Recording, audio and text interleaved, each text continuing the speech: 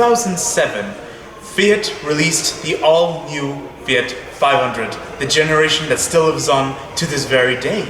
And this will be the sporty version of that Fiat 500, and it's known as the Abarth 595.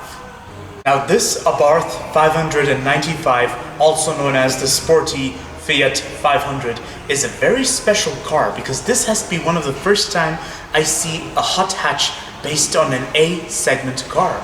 Most of the hot hatches I know are based on B segment cars or C segment cars. So like the Ford Fiesta, the Ford Focus, or the Volkswagen Polo, or the Volkswagen Golf. But this has to be the first time I see an A segment car which has a very nice sporty kit that pairs surprisingly well. Just imagine something extraordinary, guys. You have a lightweight car, an A segment car, and you get this nice powerful engine.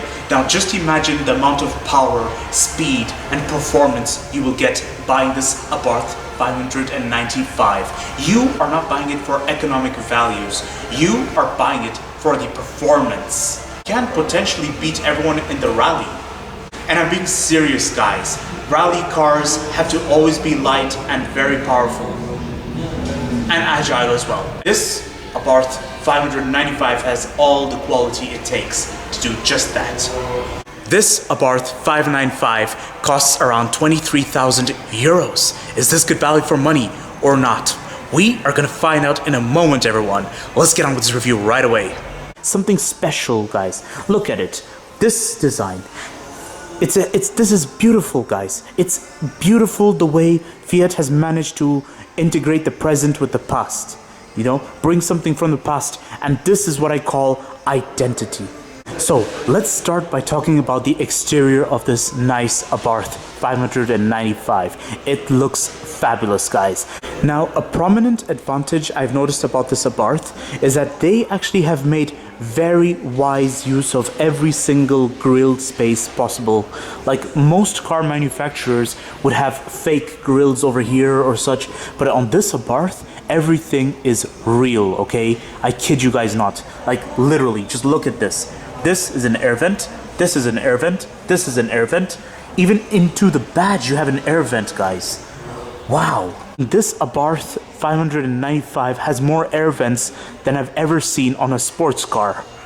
They even have a side vent over here. Speaking of patriotism, they even wrote Abarth on this grille, guys. Now that is so cool. I like the position of those two lamps there. It looks very fashionable how they've put it right there. Now this is a very special car because there's a reason why it has been selling like hotcakes lately, guys. This car has been selling like hotcakes since day one.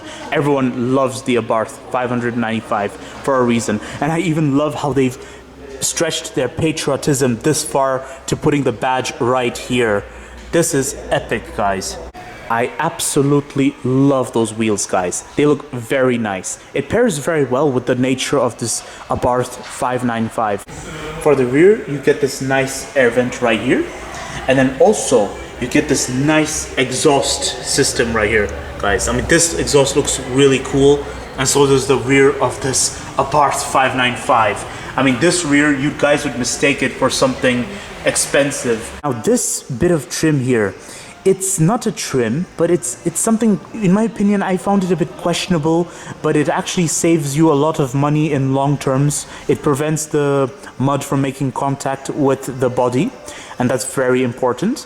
It's very good. I mean, it saves you money, essentially, and it's very practical, but on the other hand, I'm under the impression it just doesn't look aesthetically appealing.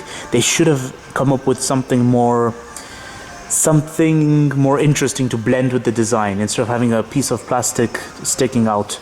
Now this rear spoiler is very nice aesthetically, and also if you think about it, it saves you a lot of fuel and money because when you drive at high speed, the airflow will push onto the spoiler and this will force this Abarth 595 downwards. That improves the airflow, that improves the fuel efficiency as well. Now, I was impressed with the exterior design of this Abarth 595. I was impressed. But I just noticed some minor flaws already. And one minor flaw I've noticed is, despite this Abarth 595 being a sporty version of a Fiat 500, why exactly is this side indicator still visual on this side? Like, shouldn't they put it here? Wouldn't they want to blend it with the design a bit, or blend it onto the side mirrors? Because to have it conspicuous over there just doesn't pair well with this car, in my opinion. I think it should have been blended, or maybe they should have made it more linear or something. Another minor flaw I've noticed as well is that for a car of this small size, they've kept the reverse light all the way in the corner over here, and it doesn't look so big. So, I mean, for a car of this size, it would be more safer to put the reverse light up here even, or maybe over here, if not all the way up there. Now let's move into the interior of this Abarth 595. This is the interior of the Abarth 595, also known as the Fiat 500, because I like how, despite it being an Abarth 595, you still have a reminder that this is actually based on a Fiat 500. This interior is beautiful, guys. It's gorgeous. It's full of identity. It is rich. Just look at it, guys. Look at this. So over here, you have the climate controls. The media controls are all within this infotainment system. I absolutely love how you have leather here. You have the leather seats as well. And speaking of leather seats, this has to be one of the nicest seating I've ever seen, guys, for an A-segment car, especially a hot hatch. But it's quite nice, actually. You know, this is very good sports seats, and it's very important that you have these seats on a car like this, because when going in corners or turns, you will lean a lot. However, this prevents you from leaning too much. So it's also a question of safety. Hands down, guys, I think the steering wheel and the seat are the best thing inside the interior of this Abarth 595. It looks fabulous. I like how you have this bit of aluminum onto the steering wheel, so it's like a gun point. So, you know, when it's straight, it means you're driving straight. I like this gearbox. It looks like exposed metal, guys. I mean, look at it. I like the design especially. The window buttons are located over here, which is quite normal. This door is too close to the driver's seat, so you would be cramped in here. But the only controls I see on the door is the mirror controls. The cup holders are all the way at the bottom, down there. You have two USB ports, which are not covered. And you get this 12-volt socket all the way down there. And you get a micro storage space over there. And there's no center console storage. Instead, there's just this handbrake in the middle, and you get two cup holders for the back seats there. Has one of the largest glove box I've ever seen for an A-segment car. It's quite nice, actually. It's quite good. So from the surface, it looks small. You will think, oh, there might not be enough space, but look at this, guys. It's got so much space, as much as you need. And there's a micro storage over there. I don't know what purpose it has, but I can only assume it's for your parking ticket or maybe for your coins. Now this is your instrument cluster, everyone. I can only imagine what this means. It's written turbo bar underneath. So, and there's sport written in the center. So I'm only assuming that's for when you want to go wild and crazy and push the accelerator to the fullest. So you have two stokes, one stoke for the wiper controls and one stoke for the lighting controls. On this steering wheel, it's purely media controls. So here you have the phone control, the Bluetooth control, and here you have the volume control. Unsurprisingly, I don't see any cruise control, but okay, doesn't matter. You get this door handle that doubles as a pocket. Don't you just love those metallic pedals, guys? Especially with the Abarth symbol on top of them. Now, the only thing you get over here is this lighting. Now, this light doesn't on. There's no button. I have not spotted any button that ons this light whatsoever. So I'm only assuming that it ons when the doors open. Whilst exploring the interior of this Abarth 595, I noticed some minor flaws already. And one minor flaw I've already noticed is, why exactly are the fog lights all the way there? Like, it just doesn't seem right, you know? Like, wouldn't you want to put all the lighting controls next to you? Like, either here or maybe down there, you know? They've put it all the way there next to the passenger. Another flaw I've kind of noticed is that those two USB points are exposed. Like, wouldn't you want to cover them with some plastic or such to prevent water from spilling over them? It's like, wouldn't you want to put them here for that sake or somewhere? Yeah, they're just exposed. They're just right there. And this 12-volt socket, whilst it's practical, but it seems to me as though it was added as a last-minute thought. Another minor flaw I've noticed is how this side door bin is rather thin, so there's no chance you'll fit a big water bottle in there. You'll only fit some small bottles, or you can put your cards there, or your coins. And for some reason I see this, and I instantly thought this was supposed to open for extra storage, but this has no purpose whatsoever. It's just there. So I'm not sure why it's elevated. Is it just me, or do I find this door handle a bit... Yeah. It just doesn't match the vibes of the 595. This thing looks like something that really does pair well with the Fiat 500. The Abarth 595 should get something more sportier than this, in my opinion.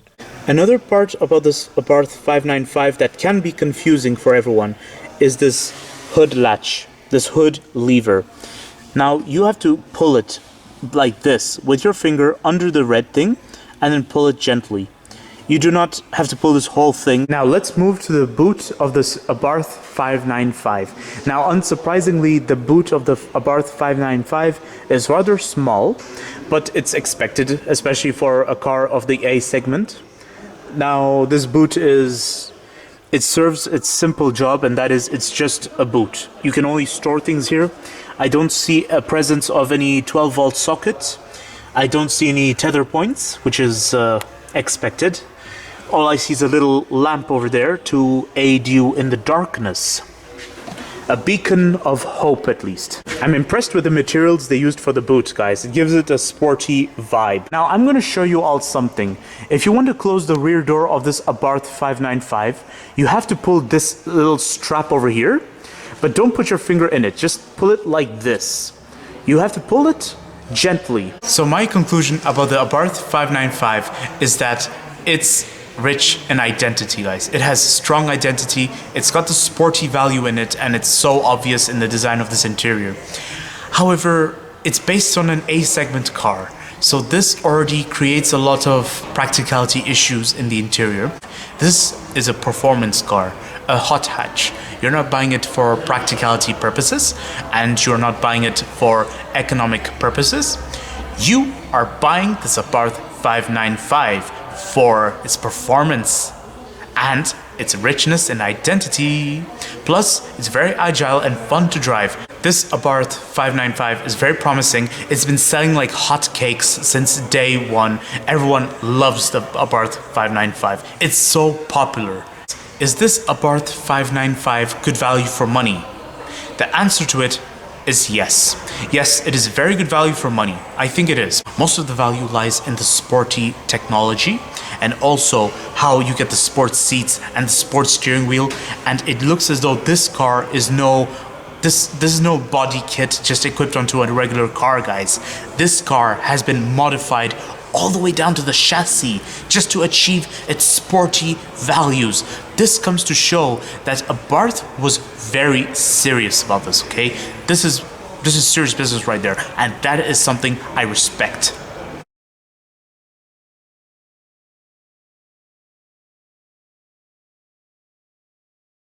Don't forget to like, comment, and subscribe, and stay tuned for more videos that are on the run. Now, if you'll excuse me and my friends are just gonna go for a long drive in this Abarth 595.